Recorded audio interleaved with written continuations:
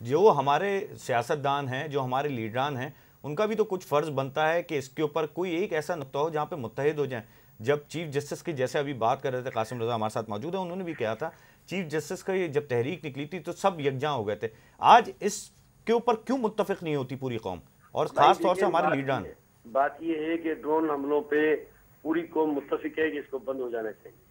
حکمران بھی اس بات کے لیے بیانات دیتے رہتے ہیں، اور ہماری جو پارلیمنٹ کی ابھی حال ہی میں اجلاس ہوا تھا ایبٹ آباد واقعے کے بعد، اس میں ان کیمرہ اجلاس میں جو ہماری قرارداد سامنے آئی ہے تو اس میں دو چیزیں سامنے آئی ہیں. ایک تو یہ بتایا گیا ہے کہ اس میں ایک کمیشن بنایا جائے، اور دوسری بات یہ سامنے آئی ہے کہ پاکستان کو اپنی پالیسی کو تبدیل کرنا چاہیے، ری وزٹ کرنا چاہیے، اس کے اندر دوبارہ غور کرنا چاہیے.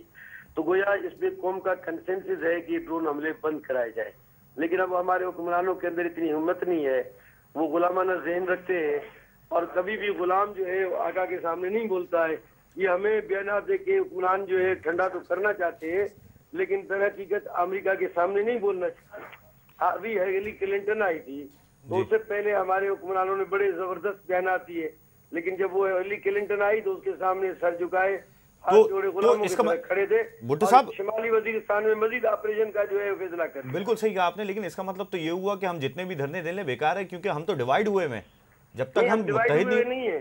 دیکھیں میں نے یہ بتایا کہ قوم اس پہ متفق ہے کہ ڈرون حملے بند ہونے چاہیے. یہ تو میں آپ سے ڈویژن نہیں ہے. حکمران بھی برملا جو موقف اختیار کیے ہوئے وہ یہی ہے کہ یہ ڈرون حملے بند ہونے چاہیے. اچھا، یہ قاسم رضا صاحب کا بھی کہنا یہ کہ آج ہم یونائٹڈ نیشن کے آگے بیٹھ کے کیوں نہیں پلے کارڈ لے کے بیٹھ جاتے کہ بھائی جتنے بھی ہمارے لیڈران ہیں بیٹھ جائیں، اور جو ہے تقریباً 40-50 لیڈران اگر جمع ہو جائیں اور وہاں بیٹھ جائیں تو زیادہ سود مند نہیں ہوگا یہ، نہ کہ یہاں پہ دھرنے دیں.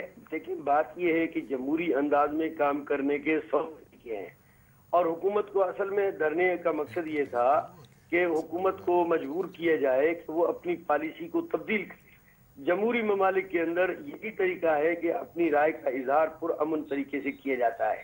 اس لیے ہم سمجھتے ہیں کہ اسی جمہوری طریقے اور پرامن جدوجہد کا جو ایک تصور ہے اس کے مطابق یہ دھرنا تھا، تاکہ حکومت کو یہ پتہ چلے کہ کراچی کے لوگوں نے ان کی پالیسی کو مسترد کر دیا. سر یہ تو بالکل آپ کی بات جائز ہے اور بڑی اچھی بات ہے کہ آپ نے اس پہ جو ہے قدم تو اٹھایا، لیکن کہنے کا مقصد یہ ہے آج پوری قوم تو یکجا ہے اس بات پہ، لیکن مجھے نہیں لگتا یہ عوام کا بھی یہی رد عمل ہے کہ جو ہے لیڈران جو ہیں وہ یکجا نہیں ہیں.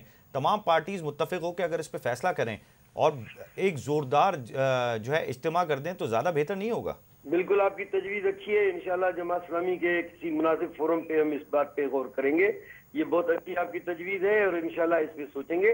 ویسے ہم نے اس پہ تھوڑا سا عمل بھی کیا تھا کہ کراچی کے اندر ہم نے ایک قومی کانفرنس کی تھی جس میں ساری جماعتوں کو بلایا تھا، اور الحمدللہ اس سے یہ جو آپ نے تجویز دی ہے انشاءاللہ اور ہم آئندہ اس پہ غور کریں گے. بہت بہت شکریہ. اسد اللہ بھٹو جماعت اسلامی کے رہنما ہمارے ساتھ ٹیلی فون لائن پر موجود تھے. ناظرین، پروگرام جاری ہے، ہمارے ساتھ موجود ہیں اینکر پرسن سینئر صحافی قاسم رضا صاحب. ان سے باتوں کا سلسلہ جاری رہے گا، لیکن وقت ہوا چاہتا ہے ایک بریک کا. بریک کے بعد ہم دوبارہ واپس آتے ہیں.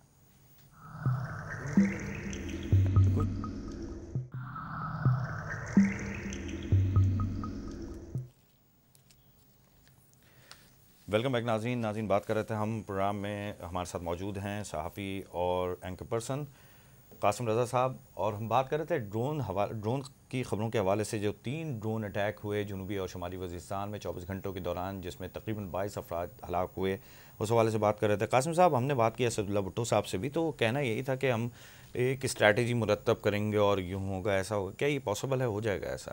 بڑے مزے کی آپ کو ایک بات بتاتا ہوں. ایک ہالی ووڈ کے مشہور اداکار ہیں ڈسٹن ہافمن، ان کی ایک فلم آئی تھی ہو ویگز دا ڈاگ ٹیل. اب اس فلم میں انہوں نے ثابت کر دیا کہ بھائی امریکہ کیا کر رہا ہے ہمارے پاکستان میں. امریکہ کے صدر کی مقبولیت کا گراف گر جاتا ہے، اس کو نیکسٹ الیکشن جیتنا ہوتا ہے. اب وہ کیا کرے؟ وہ چند ڈائریکٹرز کو لے کے اور چند گرافک ڈیزائنرز کو لے کے ایک فرضی ملک کریٹ کرتا ہے، اور وہاں ایک فرضی جنگ چھڑوا دیتا ہے اور وہاں سے ایک فرضی ان کا ایک ہیرو پیدا کرتا ہے. وہ صاحب مر جاتے ہیں, ان کا جوتا واپس آتا ہے اور ان کی مقبولیت بڑھ جاتی ہے. تو اس کے بعد ڈسٹن ہافمن صاحب کہتے ہیں کہ جی میرا ضمیر جاگ گیا ہے اور میں اب عوام کو بتا دوں گا, تو ان کو گولی مار دی جاتی ہے. اب آپ ذرا اس چیز کے تناظر میں سوچئے کہ ہمارے ملک میں کیا ہو رہا ہے. بھائی اوباما نے اگلا الیکشن جیتنا ہے, اپنی مقبولیت کو اوپر کرنا ہے, تو اب یہ بتائیں گے کہ ہم نے دھنا دھن مارا ہے صاحب, دھنا دھن تاک تاک کے مارا ہے, یہ دیکھیں یہ تاکا یہ مارا, یہ تاکا یہ مارا, اور پھر کیا ہوا, اپنے ملک میں وہ مقبول ہو گئے. ہمارے ملک سے ان کو کوئی مسئلہ, کوئی سروکار نہیں. مطلب ان کے لیے ہم جو ہیں وہ آج بھی زمین پہ چلتے ہوئے کیڑے مکوڑے ہیں, ان سے زیادہ ہماری اوقات کچھ نہیں ہے, اس سے بھی کم. امریکہ کے لیے کچھ اوقات رکھتے ہیں, ہم شاید اس سے بھی کم ہیں امریکہ کی نظروں میں. ناظرین, پروگرام میں دوسری خبر شامل کرتے ہیں وفاقی وزیر داخلہ رحمان ملک کے حوالے سے, جن کا کہنا ہے کہ بلوچستان آپریشن کا فیصلہ مناسب وقت پر فوجی کمانڈر کریں گے, اور الیاس کشمیری مر چکا ہے, میران حملے میں آج بریفنگ دیں گے. لیکن ہمارے ساتھ موجود ہیں اس وقت راجہ ظفر الحق, ان سے بھی بات کر لیتے ہیں. السلام علیکم راجہ ظفر الحق صاحب. جی وعلیکم السلام. راجہ صاحب, کس طرح سے دیکھتے ہیں, کل ہی 3 ڈرون اٹیک ہو گئے اور رحمان ملک صاحب کا بیان ابھی بھی وہی ہے کہ الیاس کشمیری مر چکا ہے, جبکہ امریکن کہتے ہیں کہ یہ بات صحیح نہیں ہے, ابھی ہم کنفرمیشن نہیں کر سکتے. بہرحال یہ اس قسم کے بیانات غیر ذمہ دارانہ طور پر دیے جاتے ہیں, اسی لیے کریڈیبلٹی گورنمنٹ کے لوگوں کی نہیں رہی ہے, اور بعد میں پھر وہ لوگ سامنے آ جاتے ہیں تو پھر خاموش ہو جاتے ہیں. تو اس لیے میرا خیال ہے اتنی غیر ذمہ داری کا بیان نہیں دینا چاہیے.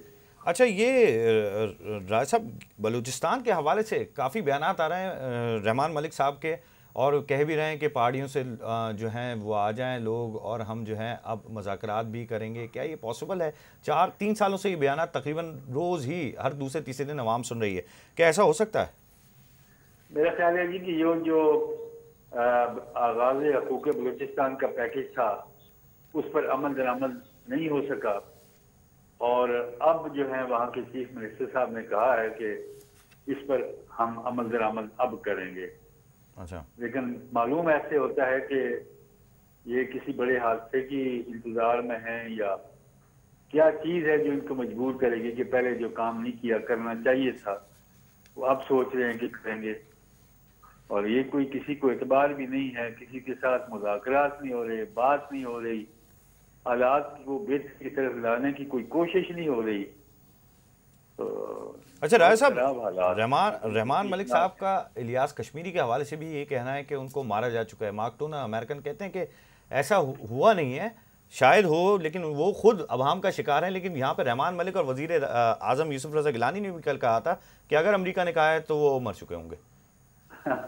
بہرحال یہ میں سمجھتا ہوں کہ یہ بیان حقیقت پر مبنی نہیں ہوتے. ابھی تک تو آپ دیکھتے ہیں کہ مضامین بھی لکھے جا رہے ہیں, بیانات بھی دیے جا رہے ہیں, نہ صرف پاکستان کے اندر سے بلکہ پاکستان کے باہر سے بھی, کہ اسامہ بن لادن کافی عرصہ پہلے فوت ہو چکے تھے اور یہ سارا ڈرامہ اب رچایا گیا ہے. اب پتہ نہیں حقیقت کیا ہے, وہ تو کوئی سامنے آئے گی, کوئی کمیشن بیٹھے گا تو یہ چیزیں بھی پتہ لگیں گی. بہت بہت شکریہ. اسی وجہ سے کمیشن نہیں بنایا جا رہا. بہت شکریہ راجہ ظفر الحق صاحب, مسلم لیگ نون کے رہنما, سینئر رہنما ہیں راجہ ظفر الحق. وہ ہمارے ساتھ ٹیلی فون لائن پر موجود تھے. انہوں نے پھر ایک اور ذکر کر دیا کمیشن کا. کمیشن بٹھائے سے نہیں جا رہے, کمیشن لیا جا چکا ہے نا. اچھا, یہ جو الیاس کشمیری کا جو ایک آج نیا, پہلے اوباما تھے, اوباما سے پہلے ریمنڈ ڈیوس تھے, ریمنڈ ڈیوس سے پہلے بھی کچھ تھے. اب یہ مطلب ایک سیکوینس چلتی آ رہی ہے ہمارے یہاں کہ ایک آتا ہے وہ کچھ دن چلتا ہے, اس کے بعد دوسرا آتا ہے, دوسرا چلتا ہے, پھر اب الیاس کشمیری آ گئے. الیاس کشمیری 2 دفعہ پہلے بھی ان کو ہلاک کیا جا چکا ہے. اس دفعہ بھی ان کی باڈی بقول امریکنز کے ہم نے دکھا دیا, اور دکھائی کیا ہے پاکستانی پیپل کے, سوری